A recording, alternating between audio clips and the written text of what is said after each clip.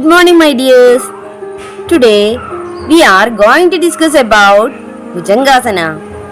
Bhujangasana is a back-bending pose. It is also known as Cobra Pose. It strengthens the spine and stretches the muscles in the chest, shoulders and abdominals. By watching this video, you will learn the steps and benefits of Bhujangasana. Lie flat on the carpet with the chin, chest and abdomen touching the ground. Then place your palms on the floor. Inhale and raise your head and trunk. You need to arch your neck backward, but make sure your shoulder blades are up. Hold this pose taking 10 to 25 deep breaths.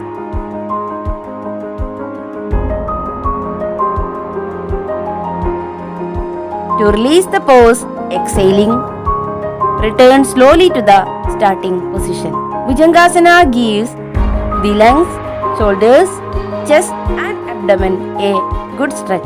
It stimulates the digestive, reproductive and urinary systems and also work as a great stress relief.